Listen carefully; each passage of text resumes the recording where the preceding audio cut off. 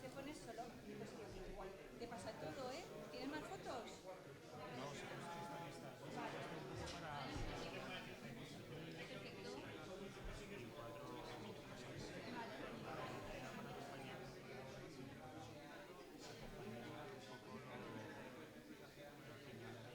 Pues si quieres, mira.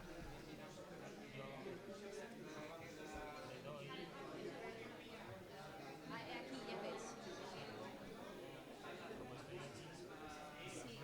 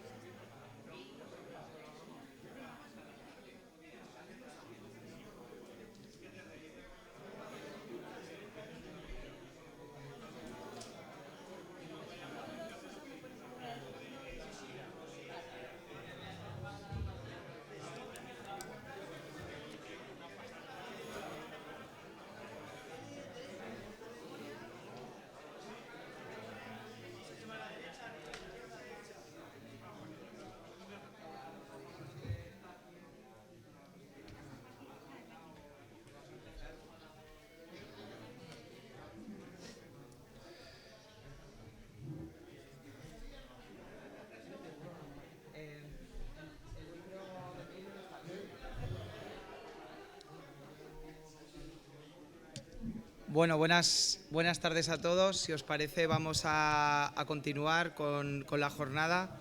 Esta mañana hemos tenido pues bueno, las tres mesas redondas, hemos tenido esa visión general de lo que es la gestión de la red Natura desde el ámbito europeo, hemos ido de lo global a lo local, incluso llegando a cómo se está trabajando también dentro de los municipios. Hemos visto el ejemplo en aquel caso de la villa de Ainsa.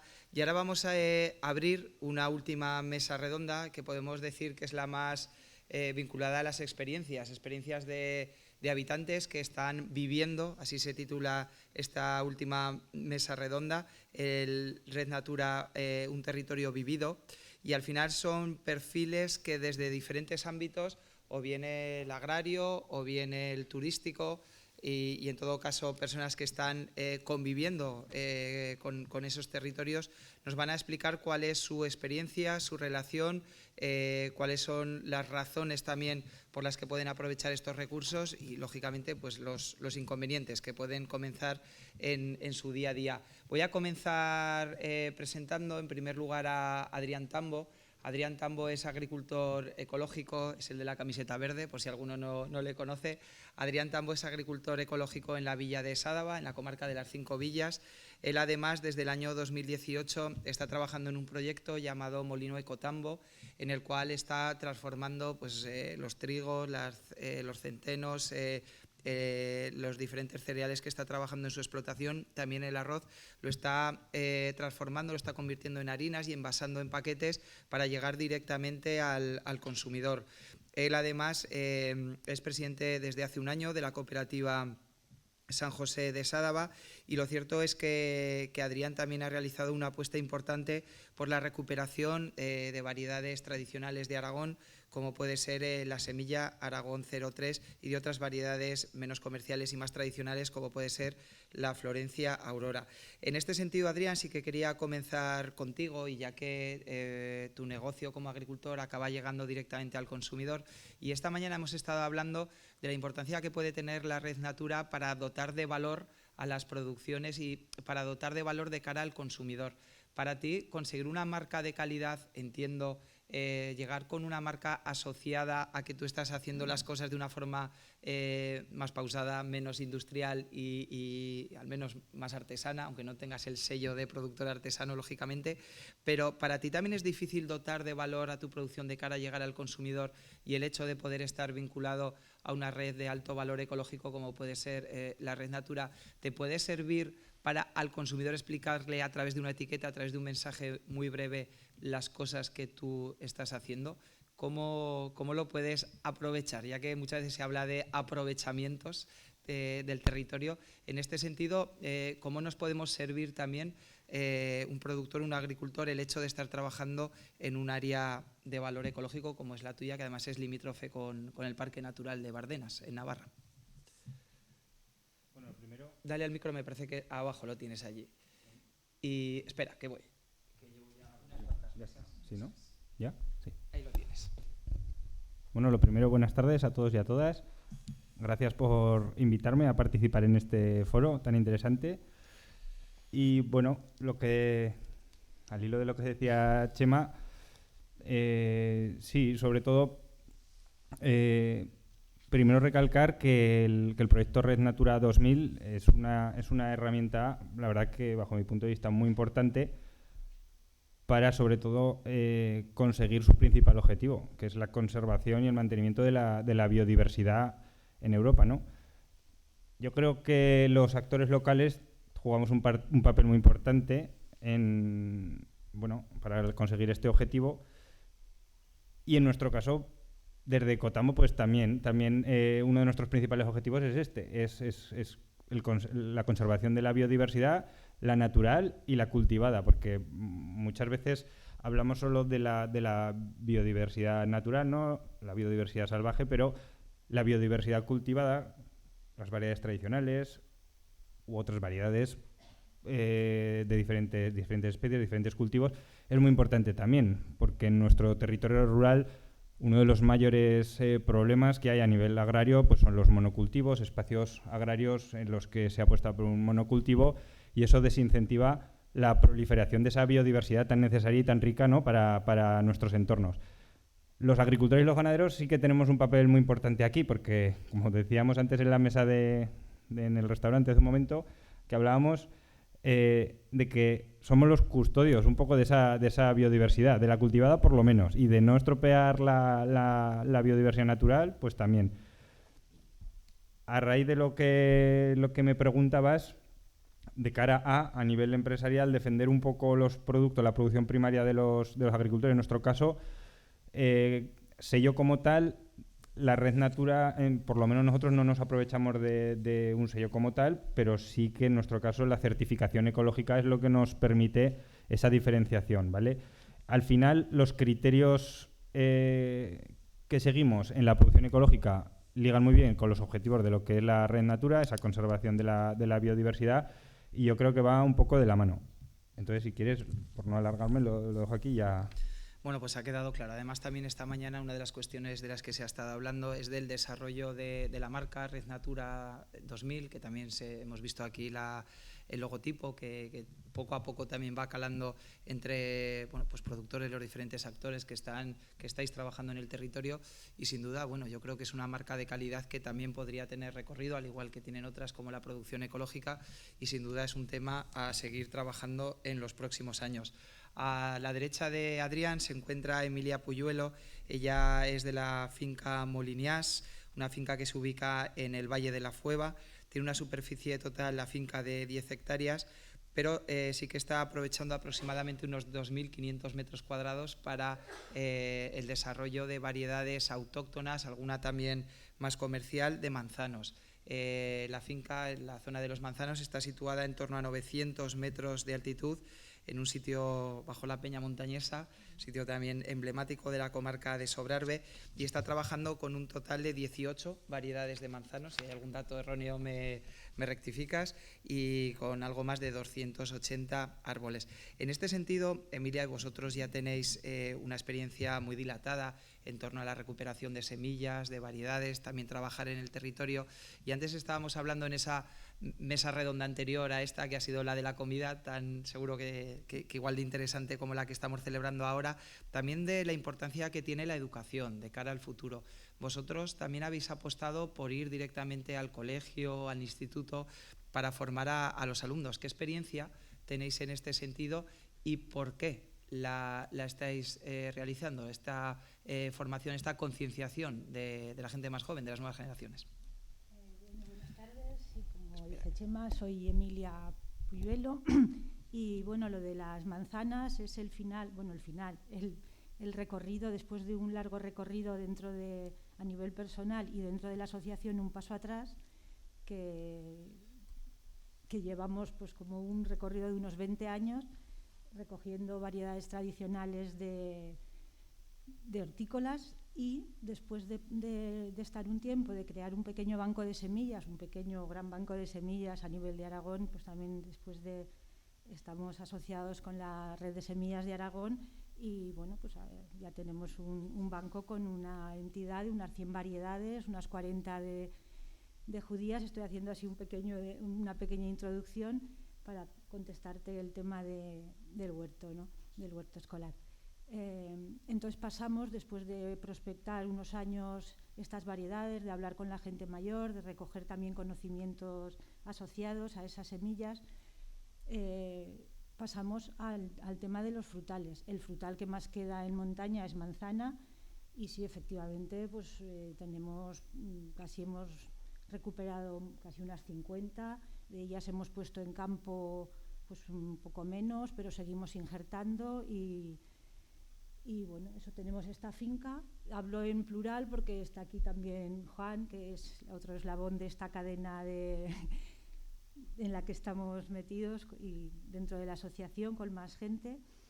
Entonces, dentro de los varios proyectos que tenemos, con el apoyo, por supuesto, del Ayuntamiento y del propio Colegio Asunción Pañar de AINSA, siguiendo un poco la estela de una idea que ya se llevaba gestando varios años y que por diferentes motivos no se había podido llevar a cabo, pues este curso iniciamos el proyecto de puesta en marcha del huerto escolar.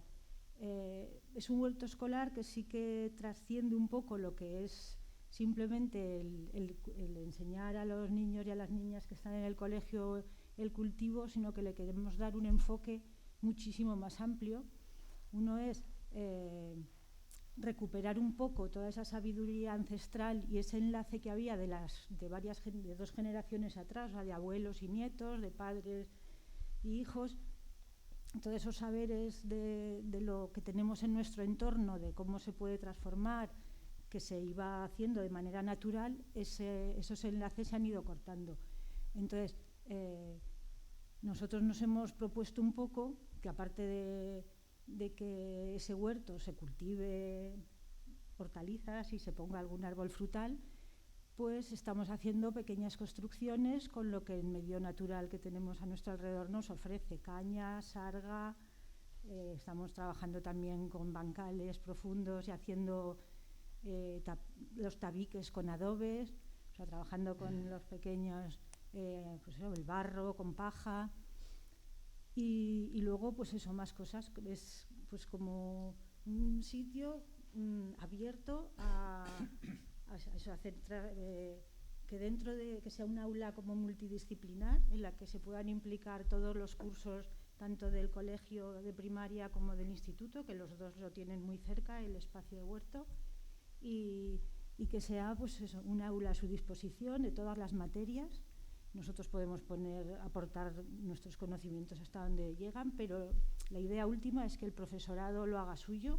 Nosotros podemos estar ahí unos años, pero luego tiene que rodar solo, y que sea un centro que ya está iniciándose con los de primero de bachiller. Están construyendo un invernadero con caña, pero luego lo van a tecnificar, porque dentro de su asignatura de tecnología, pues están con la profesora yendo 3 días a la semana a hacer el trabajo que estaban haciendo en un laboratorio, en una maqueta, lo están haciendo en campo. La profesora está contenta, los alumnos también, nosotros también.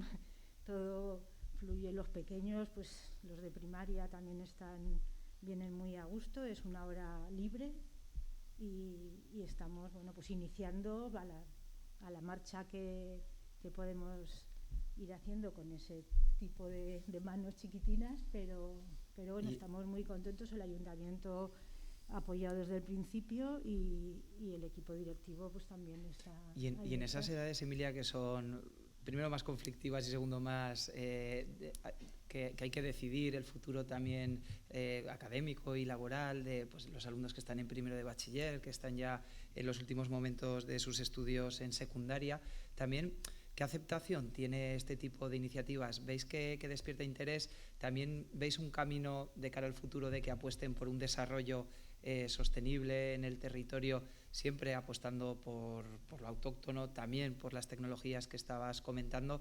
¿Qué grado de interés ves en estos momentos en esos chavales de 16, 17, 18 años que ya tienen capacidad y tienen criterio y que sin duda tienen que tomar decisiones en un periodo de tiempo muy, muy corto? Bueno, la referencia que tenemos ahora mismo es muy corta porque ya he comentado que hemos empezado este curso, que se empezó con el colegio de primaria y que el que se hayan unido este grupo de primero de bachiller ha sido muy reciente.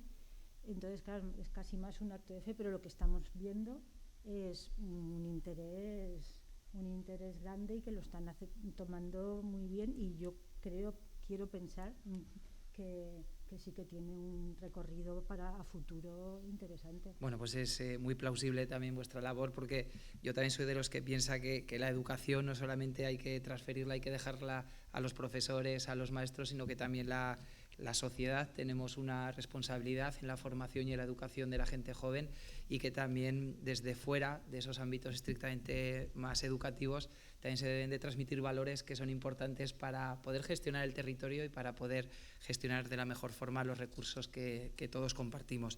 Voy a seguir el turno de presentaciones y voy a pasar ahora a hablar con Javier Mañas, que está aquí a mi izquierda. Javier Mañas es el responsable del albergue de turismo ornitológico Ayucant, que se encuentra en la localidad de Gallocanta, a muy poca distancia de su laguna.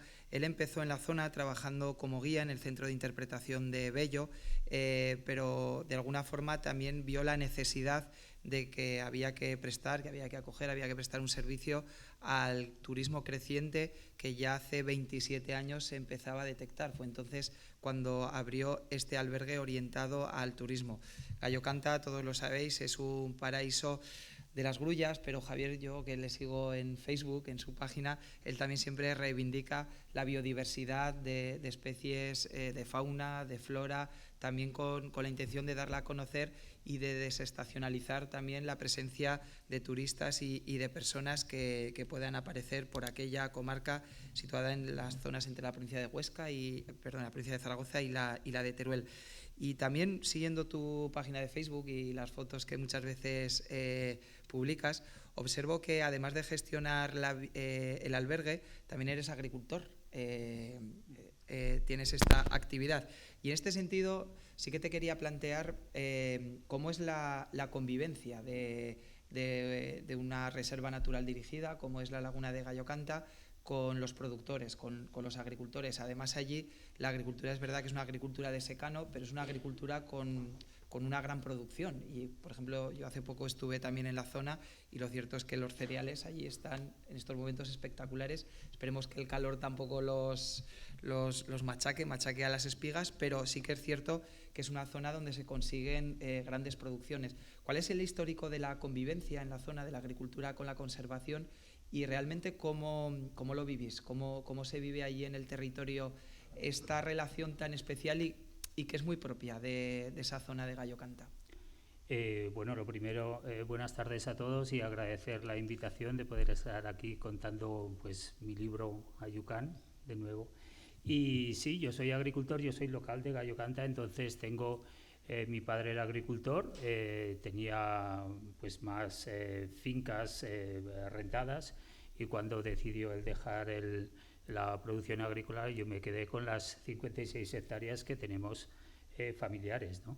Desde toda vida yo he estado colaborando en las faenas agrícolas, pero a mí no me volvió la agricultura a Gallocanta, sino que volví atraído por la laguna. Siempre hemos estado ligados, la laguna con la agricultura siempre ha estado ligada. Ahora, este año que hay muchísima agua, hay fincas que no se pueden cultivar y los agricultores no lo tomamos además yo comentándolo con ellos, dicen, no, el año que no se puede cultivar una finca es porque es un año bueno, o sea que no hay que preocuparse porque no sé qué refrán me dijeron que no podía reproducir ahora. Pero bueno, siempre han estado ligados. La agricultura tradicional sufrió un gran cambio, o sea, ya no es agricultura tradicional, ya no se produce porque, bueno, de cuando estaba mi padre ahora, pues ha cambiado mucho. Hay unos papeles, hay una cantidad de dinero que te dan unas medidas, una PAC, unas medidas agroambientales, y ya no es tanto esa producción y esa relación. Entraron a participar las grullas a jugar las grullas, y entonces fue una cosa extraña que allí, que bueno, a partir muchos años de litigio, y bueno, al final pues hay unas medidas agrícolas que parece que convencen a todos, aunque de vez en cuando pues hay que volver a discutir. Diego sabe de todo esto, ¿no?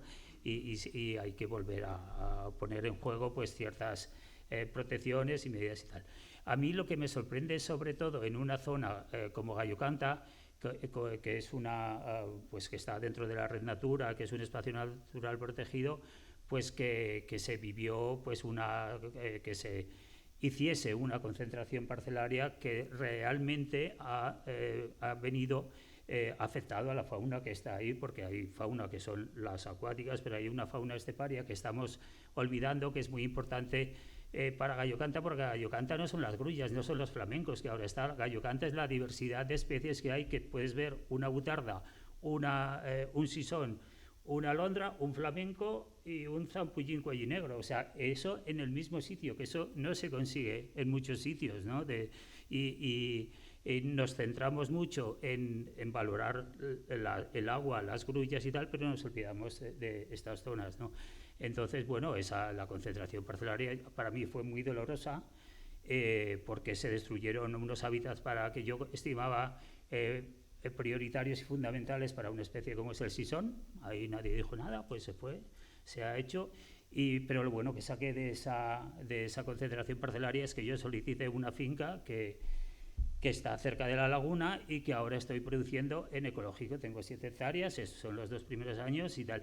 Pero lo que me sorprende es que no haya nadie en toda la cuenca que haya producido en ecológico cereal. O sea, pero ¿por qué no? Estamos un poco olvidándonos.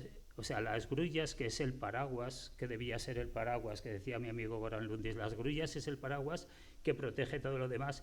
En Gallo Canta solo vemos las grullas, no vemos lo que hay debajo. Entonces deberíamos de proteger a nivel conservacionista y a nivel también de medidas agrícolas, que hay medidas agrícolas que no podemos, el cantadero del sisón de todos los años no podemos hacerlo desaparecer, porque el técnico de la concentración parcelaria no lo sepa, por favor.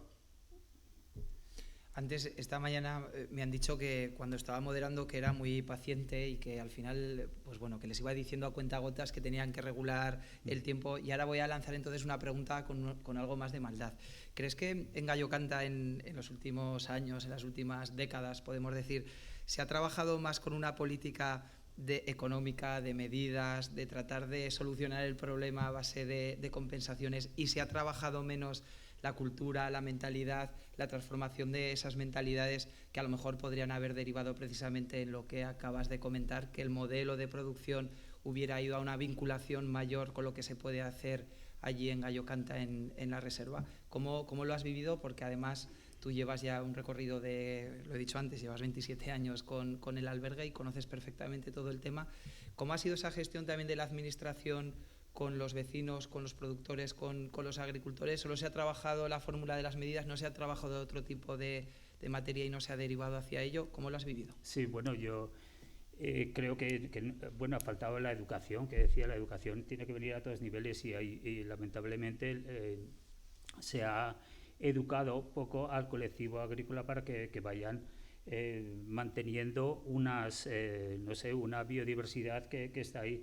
Se ha trabajado Gallo Canta cuando llegaban las grullas no era el problema es que protestaban los agricultores. Entonces no se hacían medidas para paliar los daños de grullas, se hacían medidas para que los agricultores no protestaran, económicas. Entonces, bueno, pero se puede hacer otra cosa. O sea, realmente es muy loable que el agricultor diga, oye, porque yo tengo que sufrir el que mi renta baje cada vez más, pero no consiste en pagar dinero para que te calles y que las grullas puedan seguir comiendo. O sea, vamos a decir, en la agricultura ecológica igual sería muy rentable el pagar para que los agricultores apostaran por la agricultura ecológica, que se creasen pequeñas islas que ellos valorasen si era rentable, si el agricultor ve que es rentable, lo mismo que poner esparceta, si es rentable, que una producción ecológica no le merma, sino que igual lo suma, es mucho mejor para el medio, para él y para todos, no sé. Y eso no se ha hecho, solo se ha dedicado a compensar económicamente. Y eso se ha hecho en los agricultores, que lo único que cada 4 años digan, oye, que esto es... Va subiendo la tarifa. Claro, pero eso no puede ser, o sea, no sé. Y es que además, después de haber hecho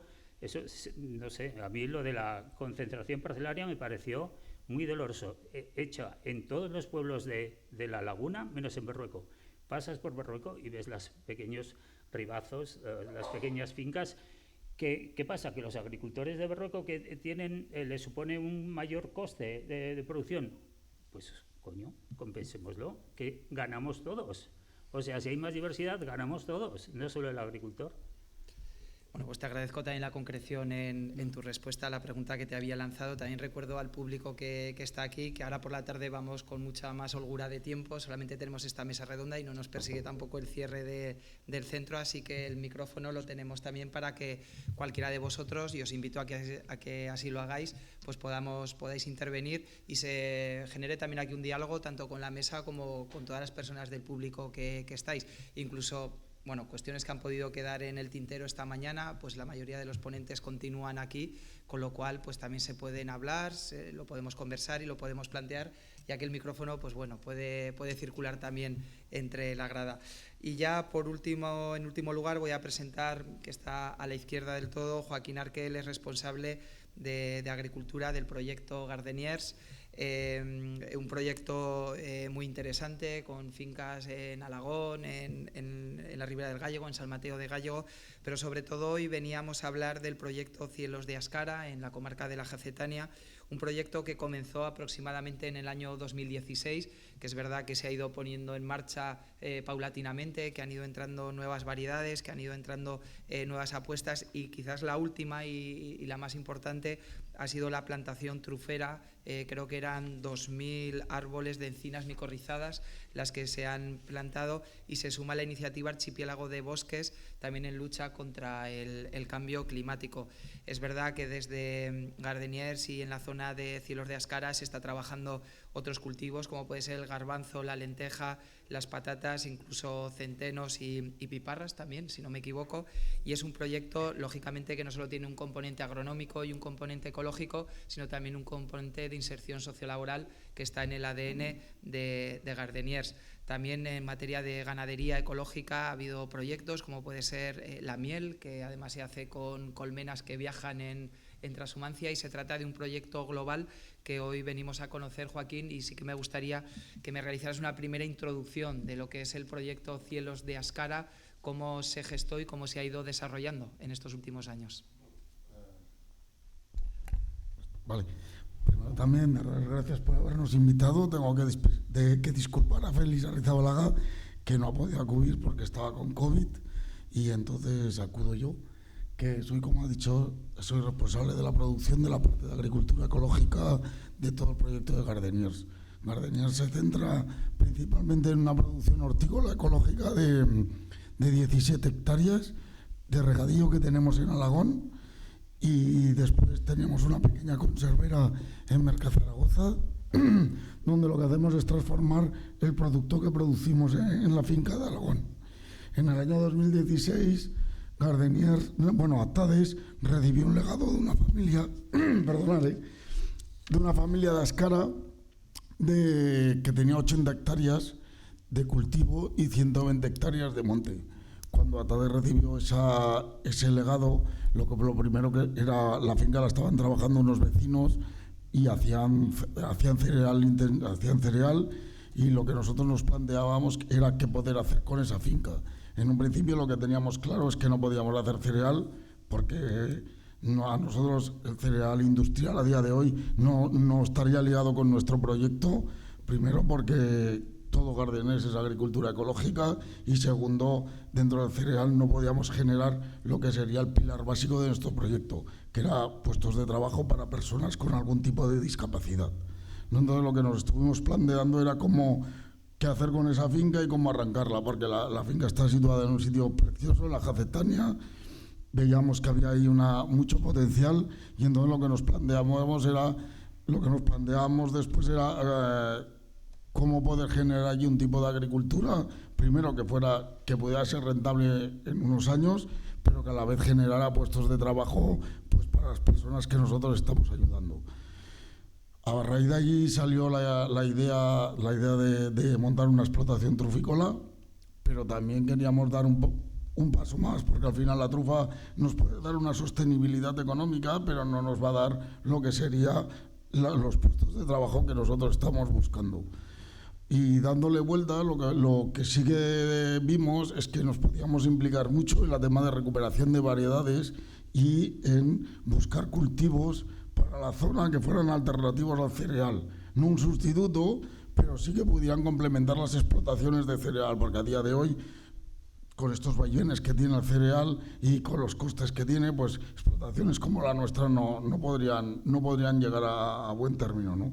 Entonces lo que nos planteamos fue empezar a hacer una recuperación de un boliche que había en la zona y de otros tipos de legumbres, porque pensábamos que era un cultivo que a la larga se puede dar bien en la zona y la podemos comercializar a lo que sería una venta directa, ¿vale? Entonces empezamos a cultivar los boliches, trabajamos con el Cita, hemos recuperado 4 variedades de boliches, 2 de garbanzo, uno de osía y uno de cucalón, uno de lenteja, que es lo que peor llevamos porque el cultivo se nos está resistiendo, pero bueno, este año más o menos no vamos mal. Y luego hemos recuperado un centeno pirenaico que nos está sirviendo muy bien para las rotaciones. Es un centeno que hace muchísima mata, nos sirve mucho para limpiar los campos de plantas adventicias, y este año tenemos 7 hectáreas de ese centeno ya de variedad, con 1 kilo que nos dieron hace 5 años de semilla. Claro, nuestro objetivo final es llegar a producir lo que sería el centeno, llegar a producir lo que serían las leguminosas y poderla envasar y hacer una venta directa. Llegar a sacar una marca de legumbres de montaña que la gente la viera, la diferenciara, una marca potente y que la gente la consumiera y la gente que supiera qué hay detrás de ese proyecto. Hay un proyecto de agricultura ecológica, hay un proyecto social, pero también hay un proyecto de intentar que con las legumbres diversifiquemos los cultivos de montaña. Ahora vas por la montaña y es un monocultivo. Es un monocultivo de cereal y la gente no se plantea hacer otros cultivos. Porque no tienen salida, no lo ven claro. Entonces lo que estamos intentando, junto con la cooperativa Santa Rosia y otros grupos, es intentar que la gente vea las legumbres como una alternativa dentro de las rotaciones de cultivo. Y bueno, con eso, y luego otra de las patas que teníamos que nos parecía muy interesante era la producción de miel ecológica, que es la que también, empezamos hace 3 años, estamos teniendo muchos problemas. Pero bueno, ahí estamos, este será el 4.º año y ahora tenemos 130 colmenas y sí que es verdad que las vamos moviendo, pero como sabéis, dentro de lo que sería la ganadería, la apicultura ecológica es muy complicada. Primero porque la normativa ecológica para la apicultura exige 3 kilómetros en línea recta a cultivos melíferos no ecológicos, y eso en estos momentos pues es muy complicado. Es muy complicado porque los productos químicos llegan a todos lados, la contaminación de la agricultura química llega a todos lados, no se respetan márgenes, no se respetan. Entonces, llevarnos las colmenas a sitios que pueden estar a 3 kilómetros de lo que sería un cultivo químico, pues es bastante difícil. Pero bueno, allí estamos. Además, Adrián, no hace mucho tiempo también hicimos una jornada dedicada a un proyecto que se llama Agribí, que precisamente consiste en el aprovechamiento de zonas que se dejarían para cultivos melíferos, y bueno, es un proyecto también de experimentación con lo que ahora se llama el FITA, que antes era la fundación y ahora está integrada en el Centro de Investigación y Tecnología Agroalimentaria, en el CITA. ¿Qué experiencia también tenéis en ese sentido?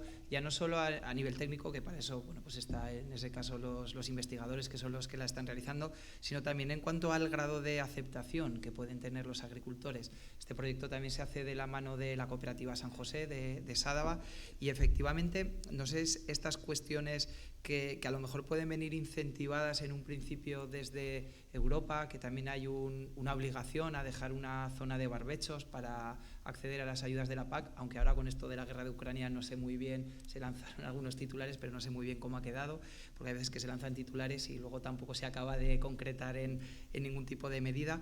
Pero también el agricultor, cómo trata de integrar estas fórmulas, esta normativa que le viene de Europa, y es verdad que, por ejemplo, la cooperativa está inmersa en un proyecto de estas características para tratar de desarrollarlo. Quiero decir que a nivel colectivo, ya no solo a nivel individual, y aquí estáis, tú has venido como Adrián de Molino de Cotambo, no como presidente de la cooperativa San José de Sádava, pero sí que hay que resaltar que a nivel global también hay acciones en las que se está involucrando a sociedades pues bueno, de mayor calado social, como puede ser la cooperativa. ¿Qué experiencia tienes en este sentido, sobre todo del grado de aceptación que puede tener entre los socios, entre los agricultores? El proyecto de Agribi que comentas es un proyecto de investigación, como bien dices, que está enfocado a barbechos semillados por posibles exigencias, como bien dices, de la futura PAC.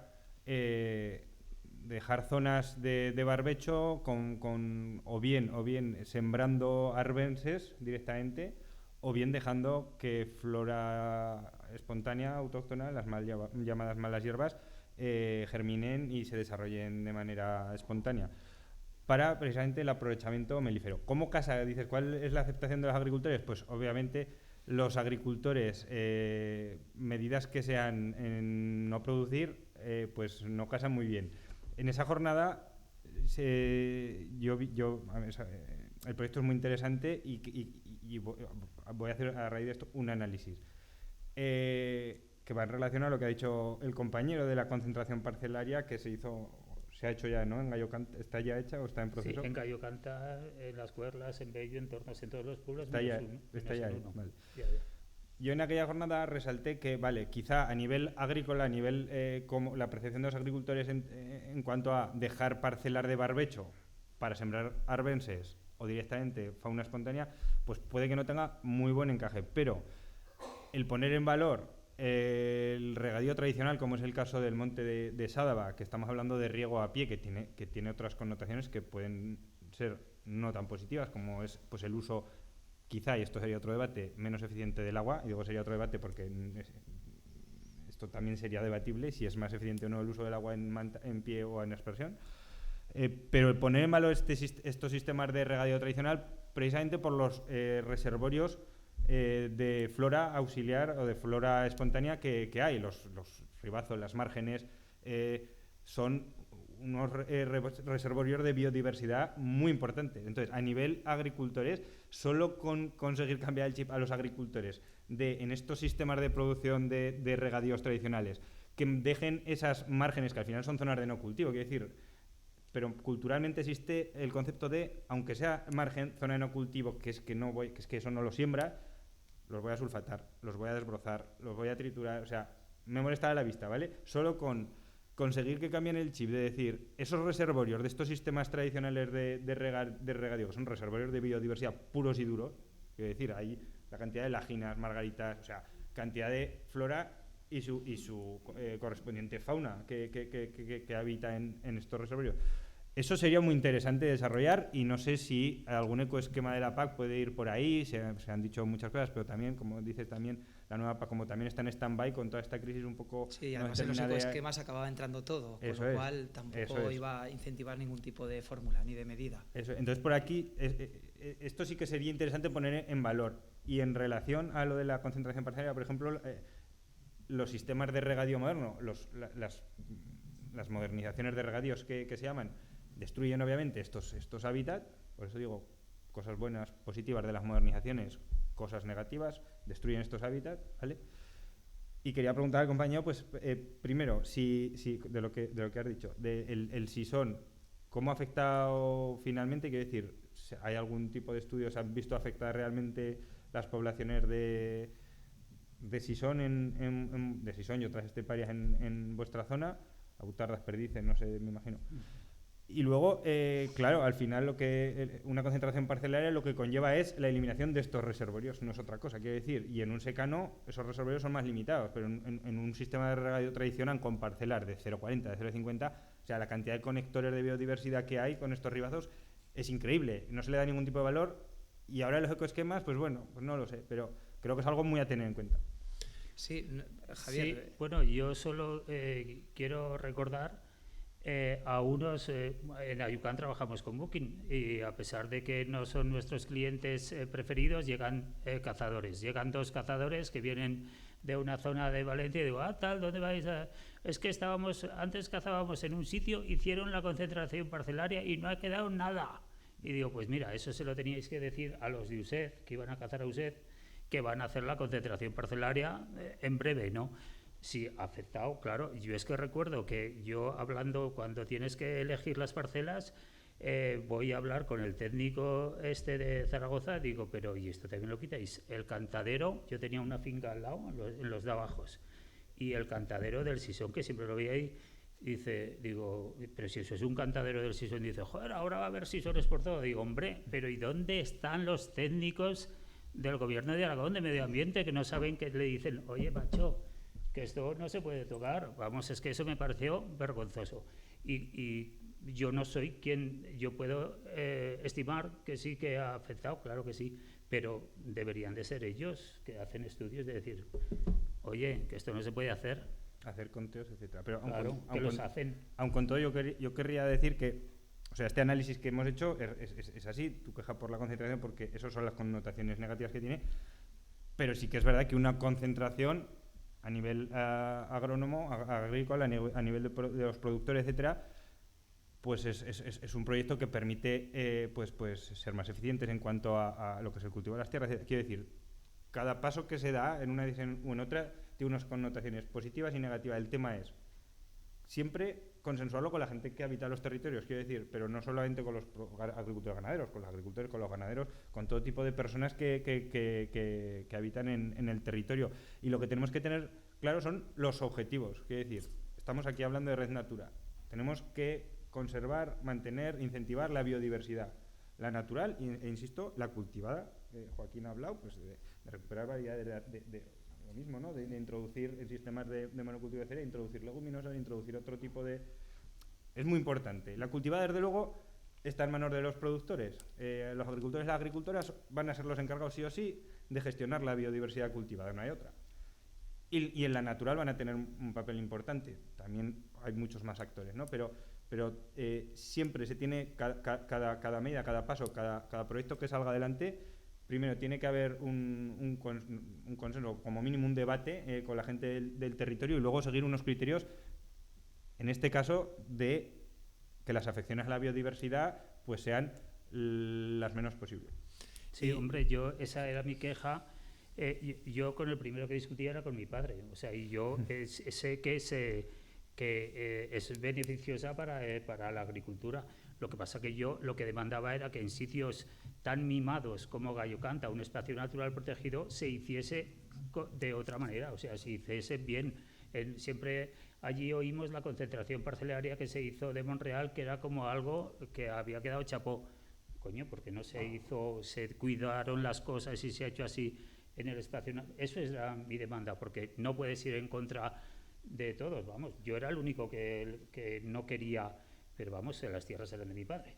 O sea, cuando se hizo la concentración, quitaron todos los árboles que se podían quitar, mi padre bajamos a Daroca y me puso las tierras a mi nombre. O sea, eso es real, ahora ya está. Pero vamos. Y quizá, Joaquín, y también te quiero introducir en este pequeño debate que se ha formado, e insisto, también cualquiera del público que quiera participar, pues está por ahí. A continuación haremos también esa pregunta. Al Joaquín, que ya nos conocemos desde hace años, también porque además de participar en este proyecto llevas mucho tiempo como hortelano ecológico, y es cierto que la horticultura ecológica ha incorporado lo que al final Adrián ha venido a llamar los reservorios. Quiere decir, se convive mucho con las plantas, con las mal llamadas, que ha dicho él, malas hierbas, para tratar de gestionar de esa forma, podemos decir, más natural lo que sería pues las diferentes enfermedades que pueden aparecer en cualquier finca.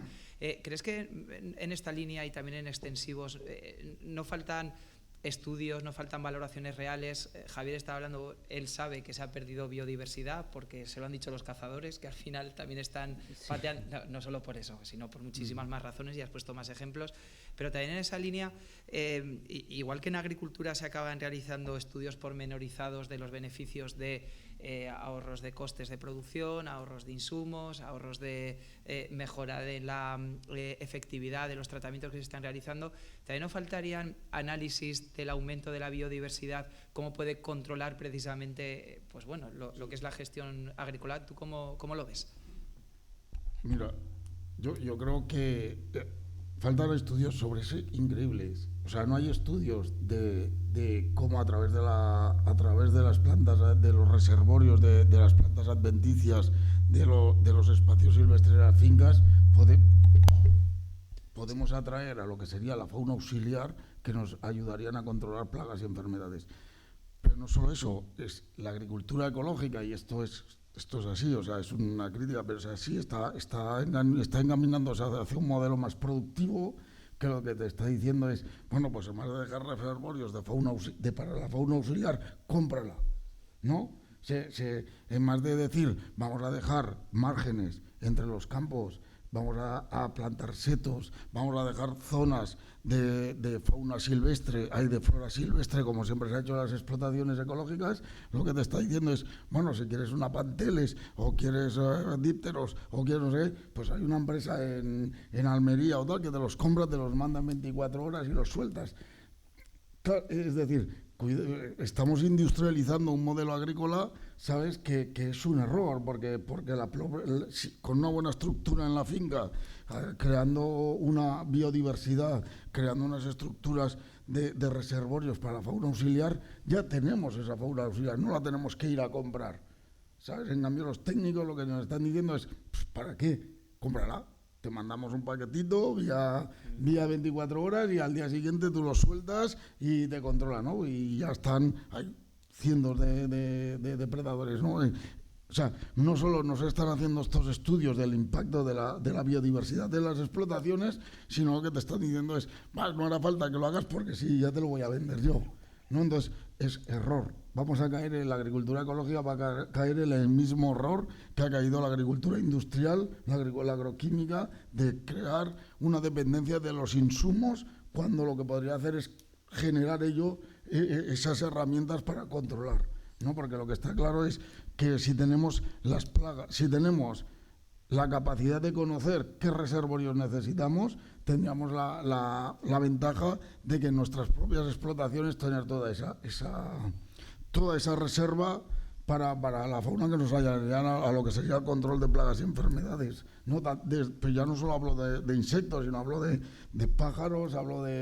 ¿sabes?, de otros mamíferos que nos pueden ayudar al control de plagas que hay en estos momentos. Sí, al final también tener fórmulas de gestión que no se dependan necesariamente siempre de la producción o de la productividad que se consiga anualmente, sino también tener fórmulas de gestión, ya no solo en el tiempo, sino también de alguna forma asociada o de alguna forma colectiva, porque al final el dejar un ribazo en un campo determinado tampoco, quiere decir, también tiene que haber fórmulas que al final... porque la única fórmula de unión a veces que es la concentración parcelaria, y una vez hecha, si te he visto no me acuerdo, con el vecino. Quiero decir que en ese aspecto también es fundamental generar una cultura de colaboración. Sí. Solo una puntuación, bueno. Una cosa que ha dicho Adrián era, claro, el problema es, y yo lo he vivido también con mi padre, no es decir, cuando tú una explotación que viene de la agricultura convencional le propones que un 15% de esa explotación tiene que ir a algo no productivo, y hay unos cables que se cortocircuitan. O sea, el problema es que mientras que la agricultura ecológica se ha desarrollado mucho a nivel productivo, o sea, a nivel de control de plagas, a nivel de control de enfermedades, o sea, no hay problemas en producir en ecológico, no los hay, pero sí hay un problema psicológico para dar el paso, porque venimos contaminados de 50 años de agricultura industrial, ¿no? Entonces, es decir, es que tú vas a tener vas a invertir un 15% de tu explotación en generar un reservorio de... Eso aún necesitamos mucha más educación. Venga, pues Javier, y luego paso a la pregunta. Un momentito, Javier, y paso a la pregunta. Con los ribazos, cuando se planteó lo de la concentración parcelaria en Gallo Canta, yo, bueno, soy el guía local de grupos de ingleses hace 15, 20 años, ¿no? Y entonces empecé a comentárselo, le decía, pero es que van a quitar los bordes y tal, y no sé cuántos, los ribazos. Me decía, pero si es que eso lo hicieron hace 30 años en Inglaterra, y ahora están volviendo a poner ribazos con plantas autóctonas que hacen que compatan con las plagas que no sé qué. Y yo me decía, pero bueno, y si ellos han errado, ¿por qué no hay nadie que les cuente a estos espabilados que van a hacer la concentración parcelaria que es un error? O sea, no hay ese traslado de información. Eso eso hace antes de... Al final sí que parece que también una de las claves que van saliendo en esta mesa, que también ha salido esta mañana, no es el acceso a la información, a la formación, y también cultivar en ese aspecto, cultivar y ya no solo dar, sino interactuar con el territorio, pero también aportando informaciones que puede haber. Sí que hay una pregunta por allí, sí, cuando quieras. Sí, la pregunta va sobre todo dirigida hacia Javier, pero vamos, yo me parece un debate muy interesante, porque el debate que se está planteando es desde el punto de vista de la agricultura en zonas de espacios naturales protegidos o Red Natura, que tienen una zona de montaña con dificultades de producción, en la cual hay que buscar una agricultura alternativa, que puede ser la agricultura ecológica, que es lo que estáis planteando, con el tema de legumbres, con el tema de frutas y las ventajas que eso puede tener. La dificultad que se entiende que para la agricultura tradicional, productivista, llamémosle así, una agricultura alternativa que también el agricultor tiene que darse vida, ¿no? Que tiene que intentar salir de ese círculo de producir más al coste más económico posible y buscar un producto alternativo que se pueda ganar la vida y aprovechar esas circunstancias. Pero bueno, eso es la reflexión y es un poco lo interesante que me está pareciendo el debate que estáis manteniendo entre los cuatro. Pero yo para Javier, conociendo un poco la zona de Laguna de Gallo Canta, hay una cosa que siempre me ha sorprendido. ¿A qué achacas? Bueno, sí, yo creo que la respuesta te la voy a dar también, ¿no? Pero bueno, quiero que la reflexione un poco tú. Que con todos los años que lleva la Reserva Natural de Gallo Canta, la dificultad a que se pueda aprobar de una vez un PRUC, o sea, un PRUC que regule de alguna forma lo que se haga, lo que no se haga hacer. No sé si es que tal vez que el agricultor está pendiente de ver si recibo más ayudas agroambientales, más que en tanto en proceder para ver las ventajas que puedo tener y cómo puedo regular todo ese espacio natural, que actividades agrícolas que podrían ser, a lo mejor decir, oye, pues mira, igual nos interesa dejar esta parte para una producción alternativa en vez de una agricultura tan productivista. Entonces, a mí es una cosa que siempre me ha sorprendido, o sea, esa resistencia, ¿no? Resistencia, pero desde hace muchos años, ¿no? Avanzar con el PRU, que cualquier otro espacio natural protegido pues tiene que regular de alguna forma. Y luego sobre la concentración parcelaria, pues un poco, a ver, ni te quito ni te pongo razones. La concentración parcelaria tiene muchas ventajas desde el punto de vista agronómico. Concentrar la propiedad ya es una de ellas, ¿no? Propiedades dispersas, el que las puedas concentrar, pues ya de por sí es importante. Es importante que el agricultor claro, a lo mejor desde el punto de vista productivista es las razones que te voy a dar yo. Las que estás diciendo tú desde el punto de vista ambientales, yo entiendo que también estás echando al ingeniero agrónomo que ha diseñado, pero hay que pensar que ese proyecto ha sufrido una declaración de impacto ambiental.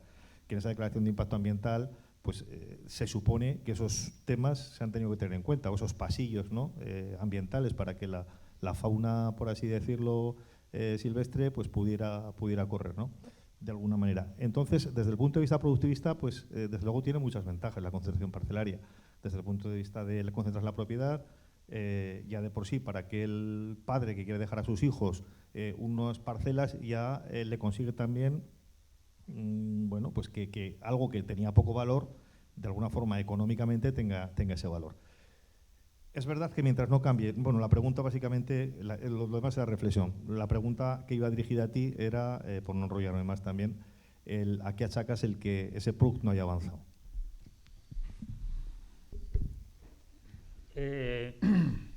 Bueno, realmente pues yo creo que está un poco mal planteado desde el principio, ¿no? Las razones, o sea, cuando las ayudas que se dan no están técnicamente sostenidas, entonces ya entra la política. Entonces, cuando entra la política hay personajes políticos que van entrando y van saliendo, y en este momento pues es un poco, ellos hacen fuerza para tener que salgan, su peso político esté ahí. No sé, yo creo que Diego está...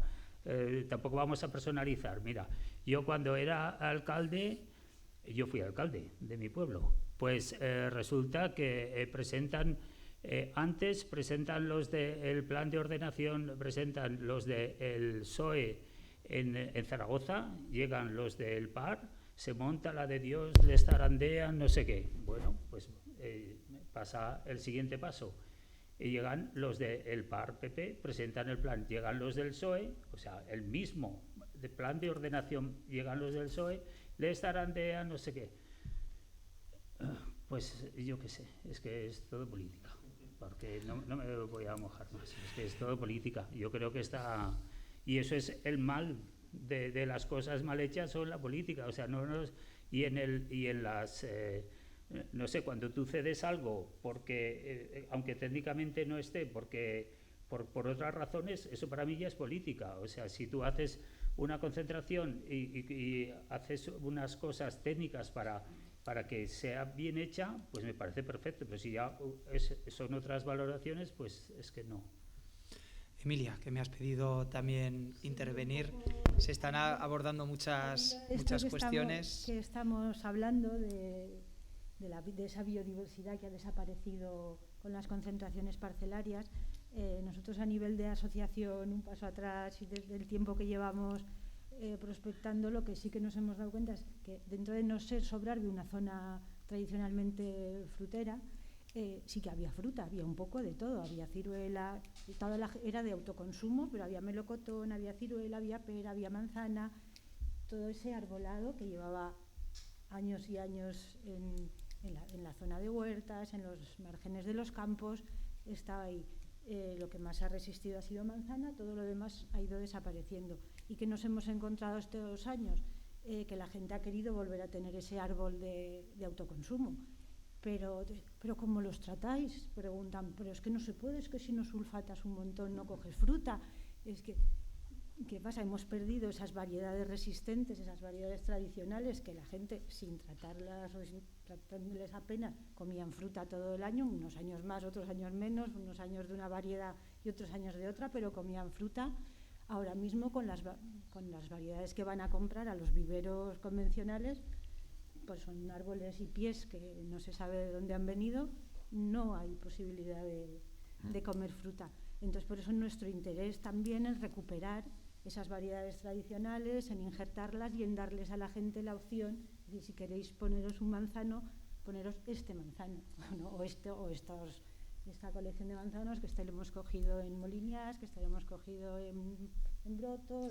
Además, Emilia, es muy curioso que todos estos árboles, estas plantas, aparecen precisamente en zonas de ribazo, en reservorios, en zonas junto a acequias, zonas que a lo mejor no han sido cultivadas históricamente porque eran lo que hoy llamaríamos zonas de transición, zonas de paso, y al final es donde se ha mantenido, se ha conservado esa biodiversidad, que si ha estado allí durante tanto tiempo, durante tantos siglos, pues sin duda también habrán hecho su labor y también de alguna forma contribuían a diversificar la economía. Claro. Es decir, que los años que a lo mejor el cereal venía mal, o la oliva, o el viñedo cuando lo había, pues es cierto que este tipo de producciones podían compensar lo que eran las economías de las casas, que estaban muy asociadas a ello. En nuestra zona prácticamente no hay, y a mí me han contado de la zona de Aragoás, que está también debajo de la Peña Montañesa, de subir al Valle de Chistao con caballerías, con los esportones llenos de melocotón, a venderlos arriba a otro valle, pues eso, hace 50 años.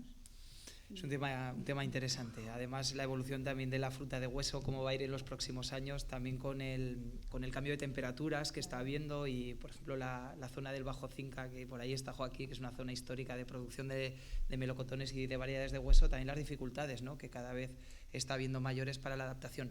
Juan Antonio también por parte de la Fundación, y luego hay otra cuestión por allí, pues Juan Antonio, sí, cuando quieras. Gracias. Quería comentar con respecto al tema de las evaluaciones.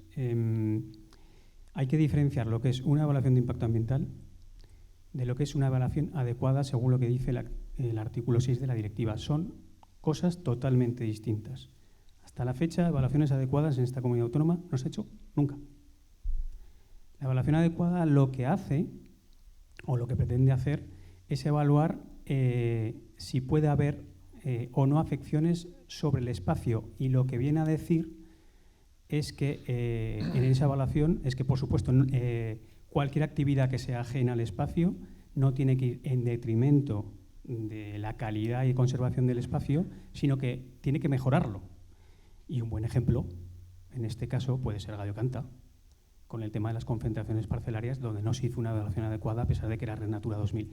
Esto no es un problema solo de Aragón, es un problema prácticamente, yo no sé en el resto de comunidades autónomas si se está ejerciendo o no este tipo de evaluaciones, pero por lo menos hasta ahora, aunque es una cuestión de la directiva que está incorporada a la Ley de Patrimonio y que tendríamos que tener o haberse puesto en marcha en cualquier actividad que se haga dentro de los espacios de Red Natura, siempre en espacios de Red Natura, pues de momento yo creo que de momento no se está ejerciendo. Bueno, vamos a continuar, también ha sido esa valoración, vamos a continuar allí con otra de las intervenciones que se quería realizar. Sí. Jorge Abad, yo lo único, quería hacer otra pregunta, pero por contestar un poco lo que la evaluación de las repercusiones sobre el lugar, lo que tiene que ser cuando se hace una evaluación de impacto ambiental dentro de un espacio de Red Natura 2000, evidentemente hay que hacerlo de otra forma completamente. Hay una metodología, hay guías, ahí se hace de otra, y hay ejemplos, hay ejemplos. Por ejemplo, el embalse de Mularroya, se hizo una clarísimamente. Hay ejemplos aquí. Lo que ocurre es que, siguiendo a Javier, yo creo que, claro, históricamente algunos no se han hecho porque se empezaron muy anticipadamente y no entraba por un tema de plazos, pero eso es otra historia, que yo creo que eso tampoco quiero meterme yo demasiado en esas cuestiones. Pero mi pregunta era, y es que además estamos hablando de Red Natura 2000, y yo como profesional, cuando te enfrentas a la delimitación de un espacio protegido, la verdad es que lo haces a conciencia y estableces unos límites que de alguna manera crees que son los buenos para que dentro de ese espacio se conserve la biodiversidad. Eso es una cosa que además nos lo exigen y yo creo que es lo apropiado. Y ahora viene la pregunta. Y viene la pregunta, por un lado, al político, al alcalde de Aínsa, y por otro lado, a la mesa. Y hablo desde el interior del espacio protegido y desde el exterior. Hablando desde el interior, yo creo que lo que hay que hacer es gestionar dentro del espacio. Incluso nos hablaba el compañero de Navarra, que decía que habían hecho un plan de gestión exclusivo para cada espacio protegido, ¿no? Lo que hace que haya homogeneidad dentro de ese espacio. ¿Cómo habéis solucionado políticamente eso? Porque de alguna manera me consta que hay espacios de la Red Natura que está con municipios vecinos. De cara a los ayuntamientos vecinos, ¿habéis tenido alguna... habría que ir a comarcas? Y luego, de cara a la mesa, es de cara al exterior. O sea, ¿vosotros sois conscientes cuando estáis ejerciendo una actividad concreta que estáis dentro o fuera del espacio protegido? Porque eso es un tema que de alguna manera, si queremos hacer un logo y queremos establecer que estamos en el interior o en el exterior, es que eso siempre está la política de los biólogos, es decir, ¿estamos haciendo bien limitando espacios protegidos? Esa es un poco la pregunta. Si os parece, vamos a contestar primero aquí en la mesa y así mientras pasamos el micrófono. Adrián, por ejemplo, ¿tú cómo lo ves? ¿Los agricultores son conscientes de que están dentro de la Red Natura? Sí, yo puedo hablar de los agricultores, los profesionales del campo, desde luego, son conscientes, primero, independientemente de que conceptualmente entiendan lo que es el espacio o el tipo de protección de ese espacio, eso es otra cosa, ¿no? Pero que están en un espacio, zona LIC, CEPA, Red Natura, lo saben más que nada porque en la PAC lo tienen que marcar, se les delimita y bueno, también otra cosa es que también las hagan o no los manejos adecuados, pero saben las limitaciones que tienen de aplicación de fitos, de nitrogenados, etcétera, etcétera. Saberlo se sabe y la gestión, vamos, bajo mi punto de vista, hombre, siempre es mejorable y siempre obviamente depende de cada agricultor, de cada profesional, pero se sabe, quiero decir. Esa es la opinión desde mi experiencia, Emilia, no sé si también querías aportar allí, que he visto que levantabas... No tengo mucho más que aportar. Yo creo que aunque la mayoría lo saben, hay que seguir haciendo mucha pedagogía, hay que seguir hablando mucho del tema en la comida también ha salido este tema hablando con Kiko, que, bueno, pues que hay que contarle a la gente del territorio mucho más que supone la Red Natura 2000, que implica, porque si no de antemano mucha gente se pone en contra. No, Eso es yo, una de la percepción que tengo yo. sí que es cierto que, bueno, es una obviedad. Quiero decir que la Red Natura al final, desde el punto de vista del sector primario, solo se conocen las limitaciones, las restricciones, o vía administrativa, vía PAC, al final hay que declararlo. Y es verdad que, a diferencia de lo que pueden ser los espacios naturales protegidos, que es cierto que tienen una promoción, que tienen una difusión y que se dan a conocer los valores que puede haber, pues es verdad que en el caso concreto de la Red Natura, desde el punto de vista agrícola, agroganadero, solo se conocen las prohibiciones, las restricciones, y eso, lógicamente, pues no ayuda a que pueda haber una gestión también y una visión diferente por parte del sector. Enrique, también por alusión a la pregunta que estábamos realizando antes, pues también como desde que realizaba Jorge Abad, como desde la administración local, en este caso se ha podido gestionar esta diversidad que hay dentro de un municipio. Sí, en concreto, Jorge, pues nosotros como ayuntamiento el proceso de elaboración del plan en AINSA ha sido pionero, no teníamos otro sitio donde fijarnos, y gracias a la Fundación, que he explicado antes, que fue la que nos ayudó a realizar todo lo que hemos ido haciendo en Red Natura 2000.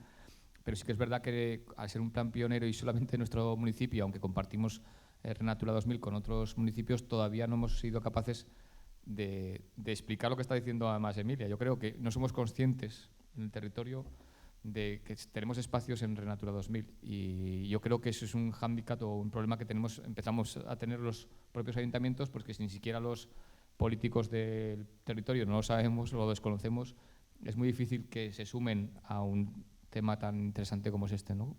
Y en ese aspecto, pues la verdad es que nosotros todavía no hemos podido realizar ese trabajo de intentar convencer a otros ayuntamientos que sigan en nuestra línea, aunque sí, y por eso creo que nos han invitado hoy, pues enseñar el proceso que hemos ido llevando a cabo para que otras personas, otras entidades se puedan ir incorporando.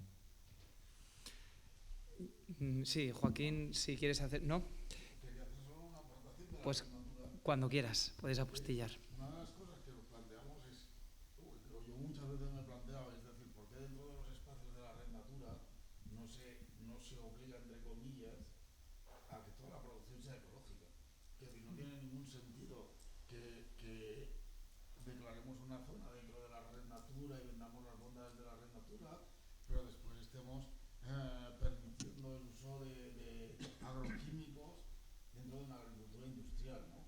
Entonces, es decir, no sé por qué desde los espacios de la Red Natura, desde Europa, lo que no se fomenta es ese cambio hacia esa transición hacia la agricultura ecológica. A día de hoy ya no hay, ya es viable técnicamente.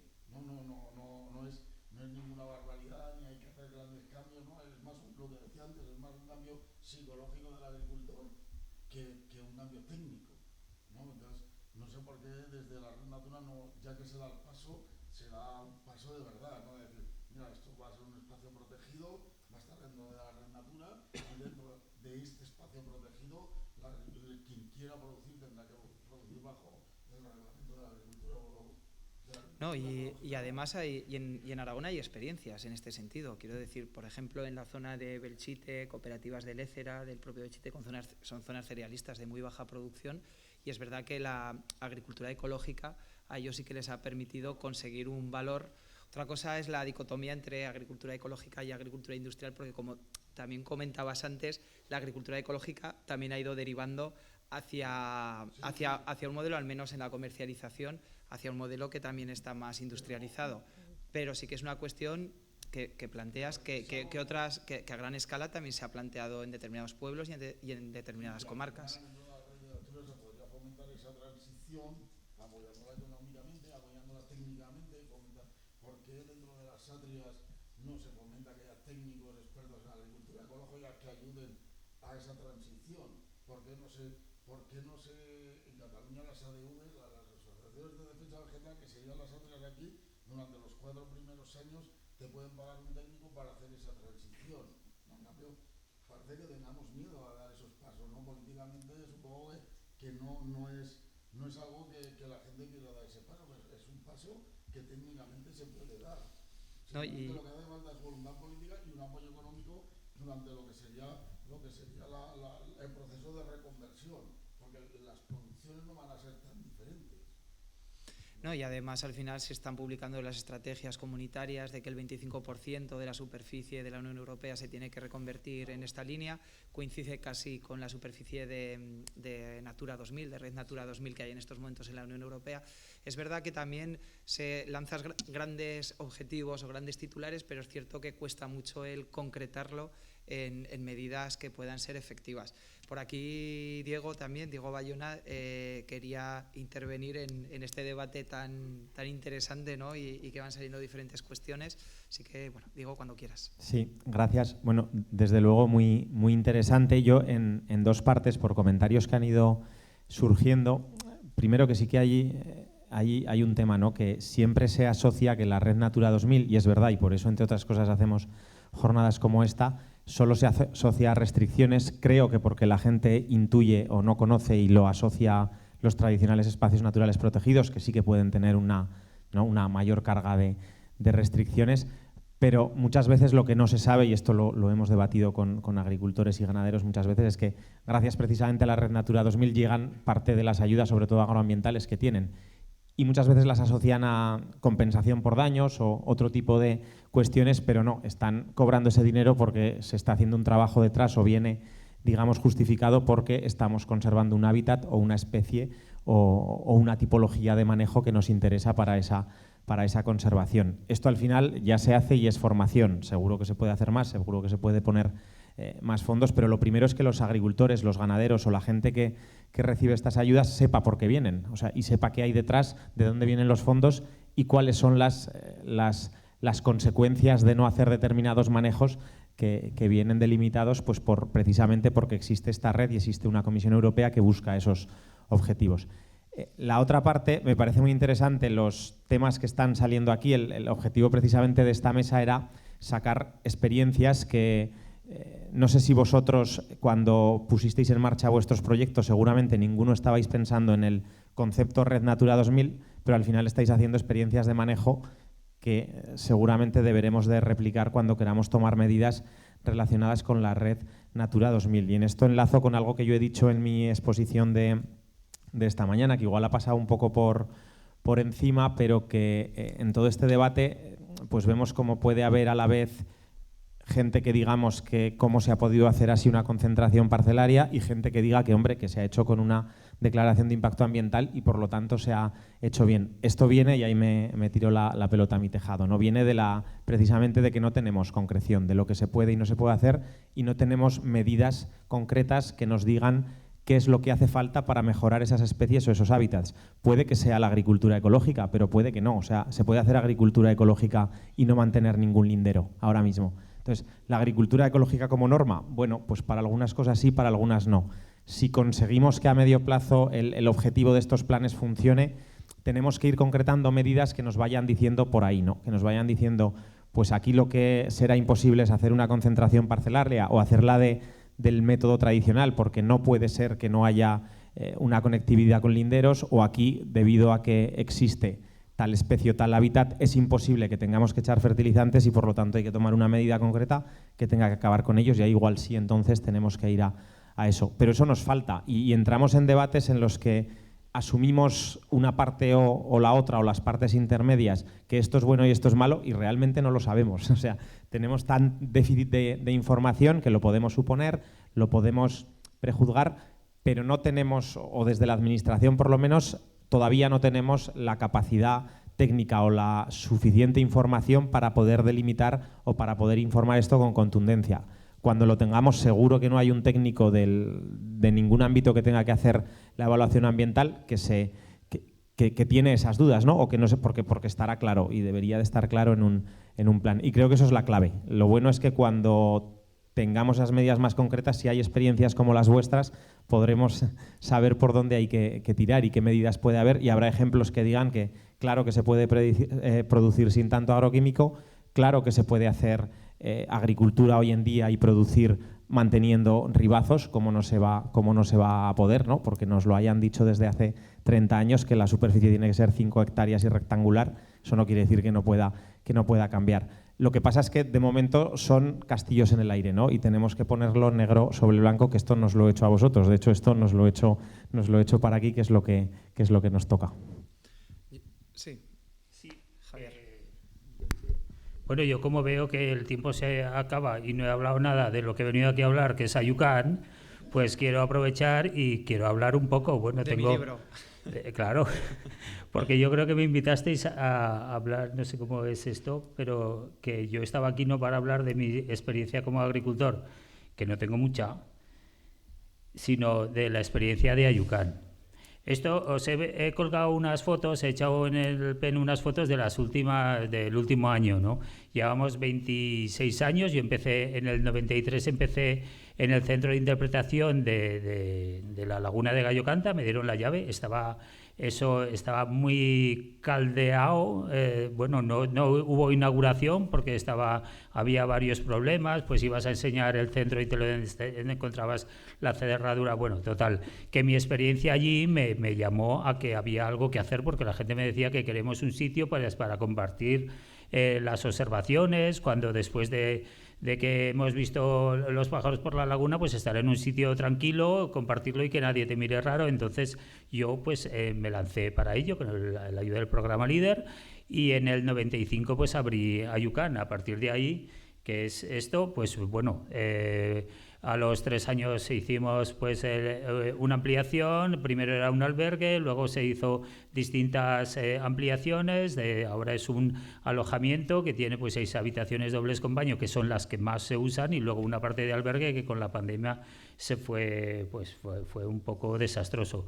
Se empezó a trabajar pues en temporada de grullas muy bien, y fuera de temporadas de grullas pues haciendo lo que podías para sobrevivir. Seguimos igual, o sea, en temporada de grullas está muy bien, pero fuera de temporada de grullas, por ejemplo, nosotros programamos una actividad en Nochevieja que el cotillón es ver las grullas al amanecer, porque no hay cotillón, o sea, es una cena estupenda con una cena una comida que prepara Bipul, hacemos bodas, bautizos, actividades con las aves, todo enfocado a las aves, y bueno, y también hacemos otras actividades que no son tanto de aves, aunque hay un poco de pluma, pero que también invitamos a la gente a que se conozca la laguna, ¿no?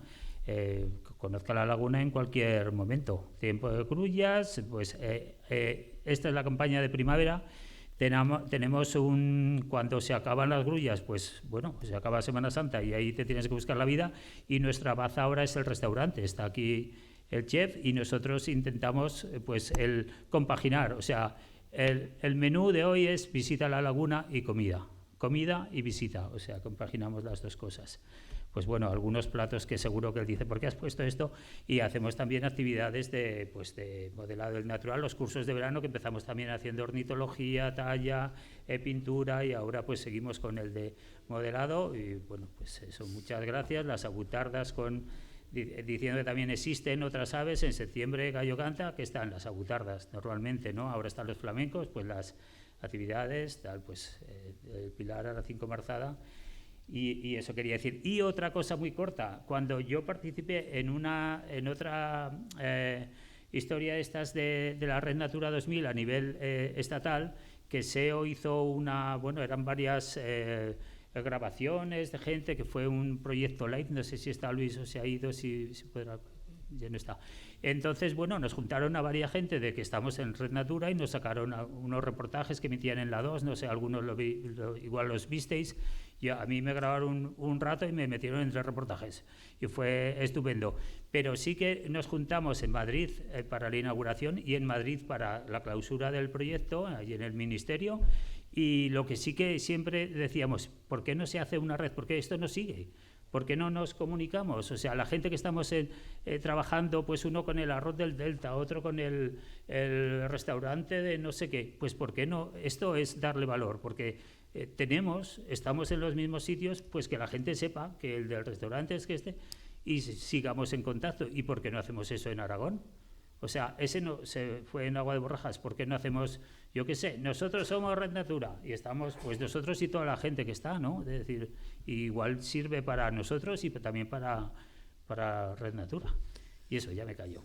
Bueno, pues una buena propuesta y una rapidísima también presentación, Joaquín. ¿También querías añadir algo? Sí, una propuesta de las que una de las cosas que siempre parece que los agricultores dentro de la Red Natura, ¿no? Son como se descarga sobre ellos todo, ¿no? Pero al final habría una cosa que es muy interesante, es que el consumidor, la gente, tendría que pedir también cosas de la Red Natura. Es decir, si consiguiéramos sacar una marca, si consiguiéramos sacar, o dentro de nuestras marcas diferenciar los productos que están dentro de la red y la gente pidiera ese producto, o por ejemplo, ¿por qué la administración pública no da puntos a la hora de, ¿sabes? Por ejemplo, un catering. ¿Por qué no ese catering, si compra productos dentro de la Red Natura, producto ecológico, no tiene más puntos a la hora de acceder? ¿Sabes? No se está fomentando también el consumo de productos dentro de la red. Eso, al igual que, y hablo dentro de la red, dentro del producto ecológico, si hubiera más demanda de producto ecológico, porque los agricultores no tendrían tanto miedo a dar ese paso. En cambio, esa demanda por parte del agricultor no está. Si hay por parte del consumidor va a decir, no, más protección en la Red Natura, más gente que cada. Vamos a fomentar el consumo. Si hay un consumo directo, si la gente pide, no, yo quiero producción ecológica de productos que estén dentro de zonas de Red Natura, pues los va a ver.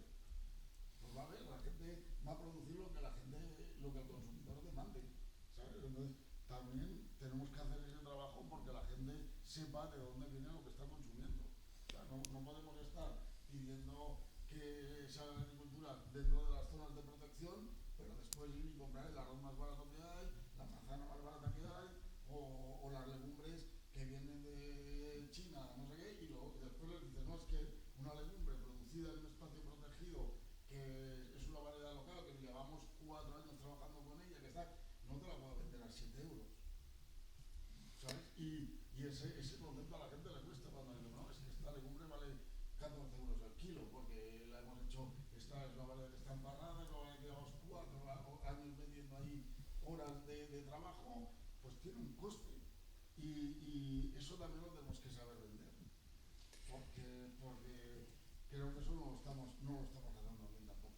Sí, yo antes también cuando hablaba del fomento de la marca de calidad, también de formar de alguna forma a los agricultores, ese cambio de mentalidades. Al final el agricultor, su cliente final, puede llegar a ser el consumidor. En la mayoría de los casos no es. En la mayoría de los casos su cliente es una empresa, una industria, alguien que le compra sus cosechas en el 90 y pico %, y aquí hay honrosas excepciones. Pero es verdad que ese cambio, esa apertura de nuevas soluciones que puede haber para el agricultor y para el agricultor que tiene que convivir con toda esta normativa, yo creo que al final no solo se trata de llegar y decir, bueno, pues aquí podemos aprovechar efectivamente una serie de ayudas agroambientales, una serie de compensaciones por esto, sino que también al productor de base se le tienen que dar herramientas para poder convivir con sus propias armas, con sus propios criterios. Y es verdad que el llegar al consumidor y que el consumidor esté estimulado para poder pagar ese sobrecoste que tienen estos modelos de producción, al final también hay que hacer unas campañas de llegada a ellos, unas campañas de difusión y una concienciación, que en este caso es esencial. Y antes en la comida con Emilia también estábamos hablando de las dificultades que hay para incorporar también personas que se involucren en estos proyectos. Es verdad que tú estás en la comarca de Sobrarbe, una comarca que además también ha realizado una apuesta por la agricultura, por la ganadería y por la producción sostenible, en una apuesta que ya tiene recorrido, y sin embargo a la hora de incorporar a personas que puedan apostar por proyectos como los vuestros, y tenéis la asociación Un Paso Atrás, pues no viene siendo fácil, pese a la labor de concienciación que hacéis también de base desde los institutos y colegios. En este sentido también hay, entiendo, Emilia, mucho recorrido y mucho trabajo también por seguir haciendo en una comarca que desde mi punto de vista ya tenéis ventaja respecto a otras por el modelo que se está implementando desde hace bastante tiempo. Sí, yo creo que todo el trabajo que se lleva haciendo durante años va dando sus frutos, pero realmente no es fácil y no son grandes frutos, son pequeños pasos. Yo sí quiero ser optimista. También apunto un poco que me parece muy coherente lo que ha dicho Joaquín. Creo que me parece de una gran coherencia el que en un espacio que tiene que proteger la biodiversidad se tienda a que se cultive sin agredir al suelo usando biocidas, ¿no?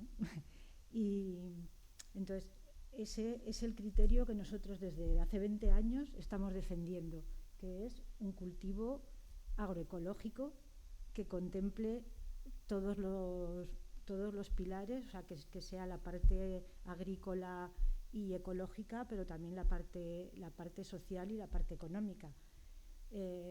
Entonces, pues eso, con todo este trabajo realizado durante años, con el apoyo, por supuesto, del Ayuntamiento de Ainsa desde hace mucho tiempo, con apoyo de la comarca, con proyectos con el Gobierno de Aragón, con apoyo del CITA, pues sí que algo se ha ido consiguiendo y desde luego tenemos desde hace unos años unas cuantas fincas piloto, frutos rojos, la de los manzanos, alguna huerta de producción y bueno, alguna persona joven se va incorporando, pero pues eso, ni es fácil, ni es rápido, ni es muy abundante, pero hay ejemplos y sí que hay un poco de...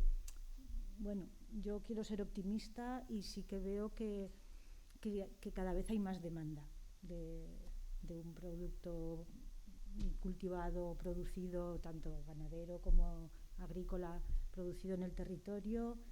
Y, por supuesto, no es el 100% del que llega a la comarca, pero yo aquí sí que quiero ser optimista y bueno, y ver que además tenemos que ser optimistas y seguir trabajando en esa línea porque no tenemos más remedio. O sea, con la que se nos viene encima, como ha dicho la ponente del IPE esta mañana, con el cambio climático que tenemos aquí ya, o trabajamos en esta línea o colapsamos antes de tiempo, ¿no? Sí, creo que hace falta mucho, vamos, yo me estoy planteando que les dices el planteamiento a los agricultores de Gallo Canta, que en las zonas de red 2000 que tienen que producir en ecológico, vamos, si lo dice este señor no sale de la sala. O sea que hace falta, que sería lo ideal. Claro, una cosa es la teoría y otra es la práctica, pero como objetivo... Que hace falta mucha... Esto es muy fácil. Un agricultor hace 10 años nadie iba a semillar. Nadie semillaba. Pero cuando le dijeron, mira, si semillas te doy 300. Pues semillar. Pues si a ese agricultor le dice, mira, si tú haces el proceso de reconversión y a la agricultura ecológica te van a caer X. Y encima te damos un asesoramiento técnico gratuito. Pues sí, lo va a hacer. Tristemente, pues, quiero decir, esta es la manera. Totalmente de acuerdo. Y eso es lo que yo siempre he planteado, que el agricultor no vea merma en su producción. Por alusión a los agricultores también. Sí, bueno. Adrián. Que este debate es muy interesante. Yo sí que estoy en desacuerdo de una cosa que ha dicho Joaquín, sin que sirva de precedente. Como que el hacer la transición de producción convencional a ecológica como que es relativamente fácil y que como que técnicamente no es complicado. Yo creo que en eso no estoy de acuerdo. Yo creo que es muy complicado y creo que precisamente uno de los cuellos de botella que hay es, primero, la formación de base, quiere decir, hay poquísimos programas formativos específicos de producción ecológica, tanto en agricultura como en ganadería, poquísimos, muy concretos y muy genéricos los que hay, porque no son específicos, quiero decir, producción ecológica de agricultura en extensivo, producción ecológica, no hay incluso en las escuelas de ingeniería agrónoma, en los ciclos medios, ciclos superiores, falta formación. Eso es un cuello de botella histórico que quiero decir, yo que llevo relativamente poco tiempo en el sector, llevo ya 10 años, el primer día lo decía, es que ahora estamos igual. Poquitas cosas se han hecho, algunas se han hecho, pero pocas cosas se han hecho por enmendar este problema. Y esto va ligado a que luego el asesoramiento también brilla por su ausencia. ¿Cuántos técnicos hay? Ninguno, ya te lo digo yo, ninguno. Y los que hay son las honrosas excepciones. No hay asesores, agrónomos o veterinarios para producción ecológica. ¿Cómo vamos a hacer la transición ¿vale? Los agricultores que estemos concienciados y que busquemos esa formación de manera autodidacta o porque nos busquemos la vida, pues vale, la podremos hacer, pero un agricultor medio estamos hablando concretamente hablabas de que yo puedo estar de acuerdo en el planteamiento, ¿no? De decir, vale, en territorio de Red Natura 2000 vamos a establecer la obligatoriedad, porque al final estás comentando eso, de que sea producción ecológica. ¿Cómo vamos a establecer una norma de obligar a tomar un camino si no estamos ofreciendo previamente los medios ni para la formación ni para el asesoramiento? Es imposible. Quiere decir, hay un camino por andar tremendo, pero tremendo, y es una pena, pero es que encima yo aquí siento cierta frustración porque estas reivindicaciones es que, vamos, ya digo, desde el primer día que entré yo en la agricultura las llevamos haciendo y poquicos avances he visto en este sentido. Entonces creo que desde la administración también se tendría que trabajar mucho en mejorar los ciclos formativos de agricultura, introducir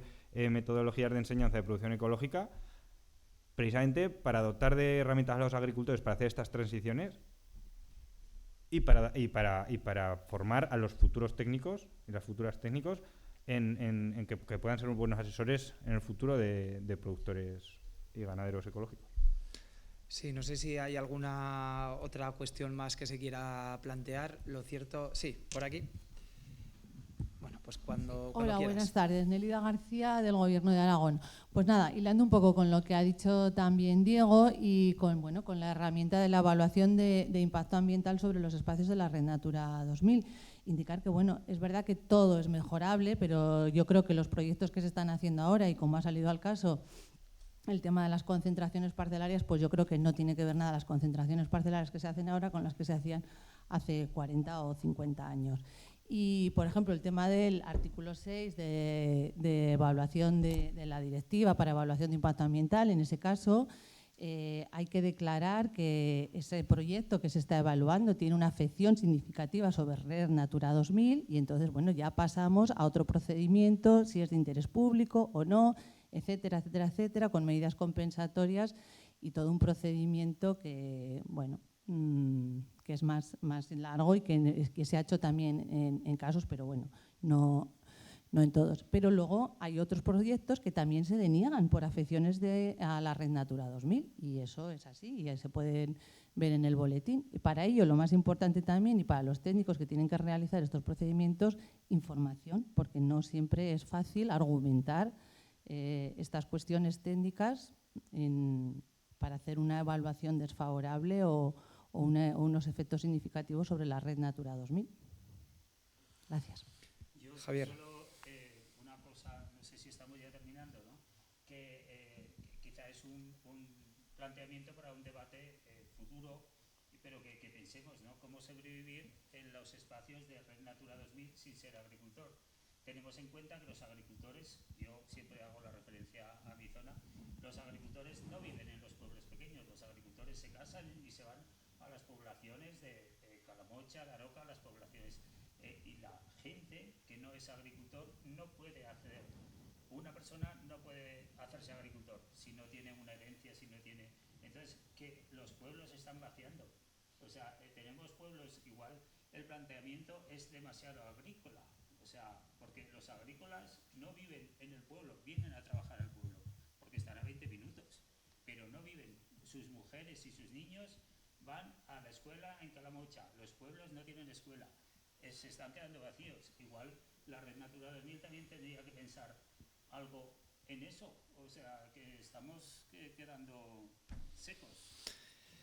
Bueno, pues no sé si secos ahogados. Llevamos ya desde las 9:30 de la mañana. Yo no sé si también queréis comentar alguna cuestión más. Podéis visitar en Gallo Canta, ya que mañana venís y no me ha dado tiempo a enseñaros nada y tampoco queréis comer, que vais a otro sitio, que es normal que vayáis a otro sitio, no vais a venir, pues que podéis venirnos a visitar cualquier día que me llamáis y podréis comer la deliciosa comida que hace Bipul y hay una chica que os atenderá, yo no, que yo estoy por ahí. Bueno, un sitio bien recomendable, aquel albergue de Ayucán. Bueno, pues muchas gracias a vosotros, un aplauso también para ellos.